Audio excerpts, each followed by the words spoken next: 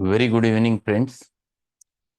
So, meeting again in the session of Kant's philosophy, and we are on the concluding chapter of Kant's philosophy from third year's syllabus. And that is the chapter number 37, Difficult and Incurable Cases, that is the palliation.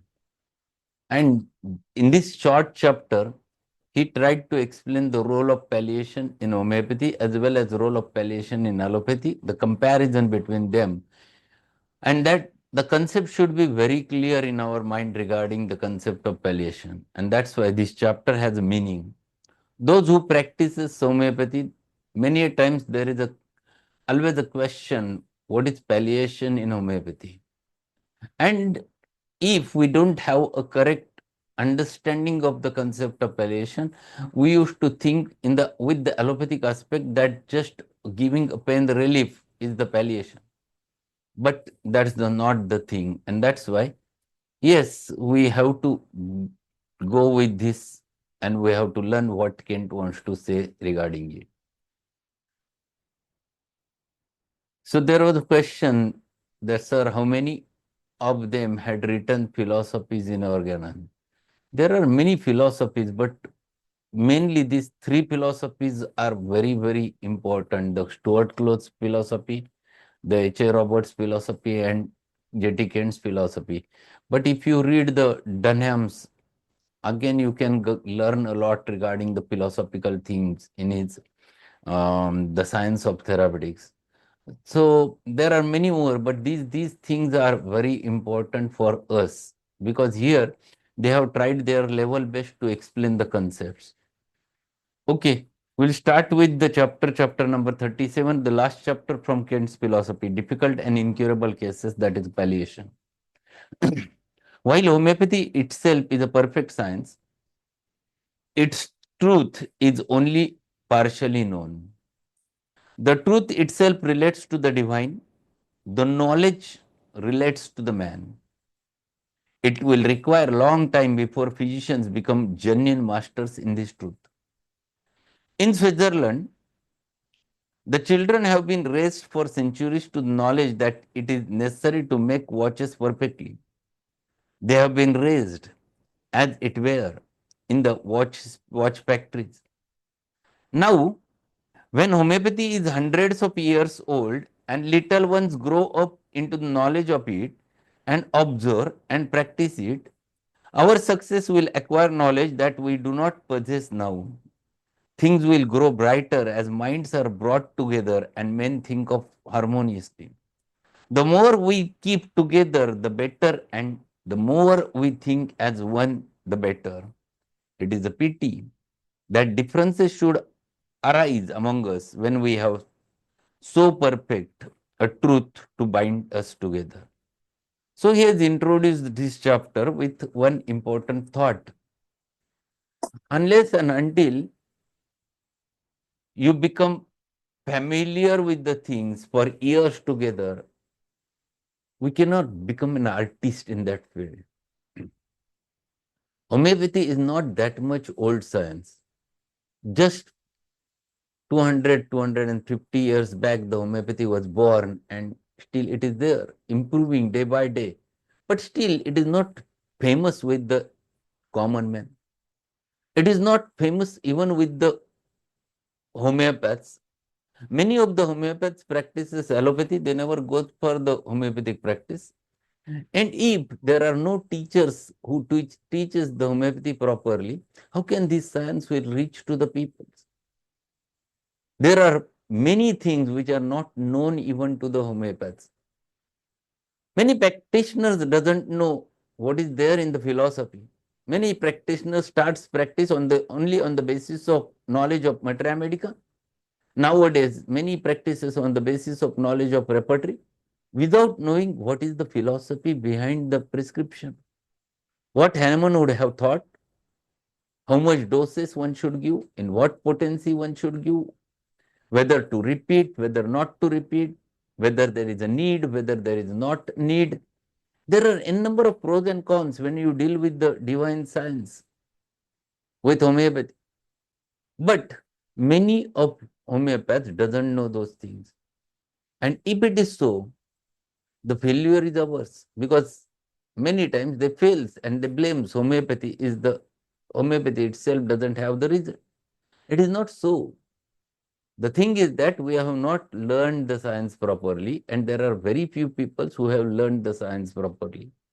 And unless and until we learn those aspects, those all the difficulties in the process of homeopathy, we never go better than today. And he says over there in last sentence, the more we keep together, the better, and more we think as one, the better. This is more important, to come together, to understand, to know the facts, to understand the facts. Many of us don't know those. The problem is that we run behind the fashions, and fashion is always an attractive. The reality is not that attractive. The fact is not that attractive, and that's why many many people runs behind different thoughts, and they acquire that thoughts, tries with that, and when once they fails, they again starts blaming homeopathy. It is not so, or it should not happen like this, and that's why it is necessary to learn the basics of homeopathy. Then he says, it is very rarely the case that among the provings of our remedies, not one is found which corresponds to the characteristic features of the case. It is it was rarely so in Hahnemann's day, and it is certainly very rarely case with our voluminous Mater Medica. So he's saying that many times it is not the thing that you should not get the similar remedy in your Mater Medica. During Hahnemannian time, it was possible because Hahnemann was working with 99 remedies. But today we have more than 3,000 remedies, and we have many simillimums for that. It was rarely so in Hahnemann's day, and it is certainly very rarely the case with our voluminous Mater Medica. Beginners, of course, are obliged to rely very largely upon the repertory. This one thing you can depend upon. The image of the patient's illness becomes more simple when you have done your best to prescribe one remedy after another. In these difficult cases, when you have zigzagged the patient for a number of years, and you'll find his symptoms become more definite and striking and more clearly understood. Sometimes when I have asked patiently upon the patient for a long time, and I have given several remedies, and the patient has partially improved, she has become disappointed and run off to somebody else, but would come back again and say, I had done more for her than anyone else, or she would have, and she would try again. I have found in such instances that time has done much, and that I had little trouble then to grasp the case and make the rapid progress. In addition to that, she comes back with the patient state of mind, which is more helpful to the physician than to her. The confidence of the patient helps the physician to find the right remedy. His mind works much better when he feels he is trusted. The confidence of the patient sharpens his intelligence. See how nicely he has explained the truth. And this truth is always there. Many times we never get a remedy on first occasion. We take detailed case and we give partial simillimum. And we approach toward the case with partial simillimum. We go ahead with one by one, many remedies for 6 months, 7 months, 8 months without getting ideal cure. Patient is feeling better, but patient has not yet completely cured. And this happens when there is a paucity of symptoms, or case is one-sided, and then you have to treat the patient for years with with keeping patience with yourself. Such patients sometimes gets frustrated, goes to somewhere else, but they know that you are working for them. You have given a lot of time to them. So they return back after going to someone, again returns back, and they says, Doctor, you have done so much for me. okay, I have not yet completely cured, but at least my 50% problem had been settled because of you. And once you are trusted, then you have confidence to treat that patient. Once the faith of the patient is grasped, then your work is half done. Then you can go ahead with a good results with that patient because your confidence is boosted up. And this is what happens in homeopathy, specifically dealing with the difficult cases. Closely analogous to these cases are what may be called alternating complaints and one-sided diseases, those that show but one side. It is not uncommon for patient's malady to have two sides, one side being manifested when the other side is not. Eye symptoms may be present when the stomach symptoms are absent. You may find the ephraisia is more sharply related to the eye symptoms than the antisoric that fits the whole case. And that pulsatilla fits the stomach complaints much better than the antisoric that fits the whole case. But remember that there is one antisoric that is more similar to the whole patient than these special remedies because it is better fitted to the generals. The oftener you prescribe for different groups of symptoms, the worse it is for your patient because it tends to rivate the constitutional state upon the patient and to make him incurable. Do not prescribe until you have found the remedy that is similar to the whole case. Even although it is clear in your mind that one remedy may be more similar to one particular group of symptoms and another remedy for another group. Very often, very often, a remedy that will go on to the center and restore order to the economy will cause quite a turmoil. These alternating and one-sided complaints are sometimes dreadful to manage. And when everything is thrown to the surface or extremities, example, when gouty or rheumatic symptoms have an outward tendency, the patient will run off and leave you. So he is giving you one example. Generally, in cases of alternating diseases or one-sided diseases, if you don't get a proper miasmatic remedy, alternating diseases are chronic diseases. They are the products of SORA. One-sided diseases are again the chronic diseases. They are the product of the SORA. But on the basis of presenting symptom, if you find a remedy, just taking into consideration what is presenting superficially, taking into consideration only the mental state of the patient, and which is just expressing, you take into consideration, yes, what patient says, doctor, why it is happening, and you have taken light desire for. Then patient has said, doctor, can you think that it is because of the last medicine which was prescribed by the doctor? Immediately you have selected one rubric. And if you go with this approach with a very superficial thinking, without taking into consideration what the patient's disease is, without understanding the depth of the disease, if you prescribe the remedy superficially in such a manner, you were nowhere. Then you will palliate that state. But the palliation is followed by an aggravation. Such patients never get cured because you have not selected an antisoric which is needed for the case and which covers the whole story of the case. Unless and until you cover that whole story, it is not possible to get a complete cure in such types of cases. Otherwise, the things gets more and more worse. The rheumatic complaints may reach to the heart. And then we label that case with the rheumatic heart disease now. Actually, why this has happened? Because you have just palliated the superficial things without treating the internal core of the case.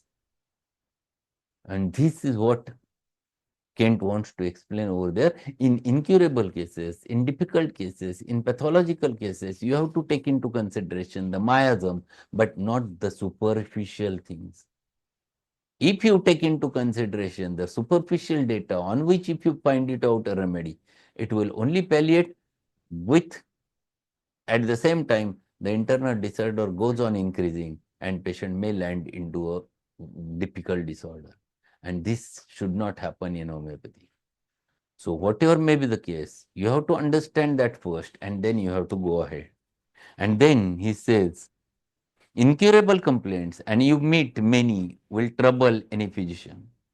The allopath has means of putting the patient under the influence of strong drugs, making them imagine that something is being done for their benefit, whereas injury is being done whenever they are patched up by strong drugs. Nowadays, there are few epidemics are going on. In Pune side, there is a chikungunya epidemic. Even in Sangamner, there are many cases of chikungunya. And what is there in allopathy for chikungunya? Nothing more than that, the anti-inflammatory painkillers, non-steroidal. And if it is not working, they used to give the steroidal anti-inflammatory. People feels that they are getting better.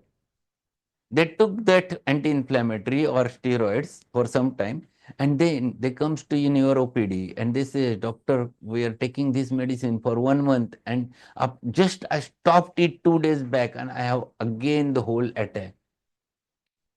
Again, previously I used to get only few joints. Now I have it has involved whole joint.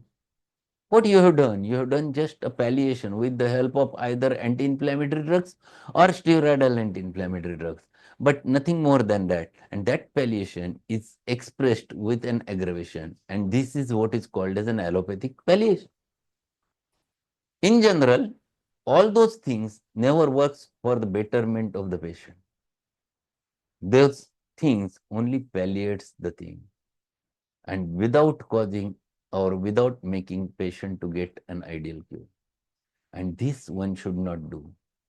Even though there are difficult cases, you have to take into consideration the whole patient, the understanding of that patient, the miasmatic background, the constitution, everything, and then judging the proper susceptibility. You have to go with the right remedy in right potency, right scale, and then we can get the result. So we have to understand all those concepts, and to conclude this chapter and this book, what he says over there, the physician who applies single remedy in potentiated form under the law of cure any length of time will easily be convinced that there is no other way of palliation that holds out any permanent hope for the patient. Opium will sometimes relieve pain, stop diarrhea, mitigate the curve, but oh to the patient. O means it is very troublesome for the patient. So temporarily patient feels better whenever diarrhea stops, whenever cough stops. But what happens afterwards?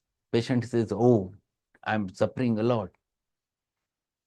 It's so annual reaction that there is no possible development of symptoms that are necessary to indicate what homeopathic remedy the patient needs.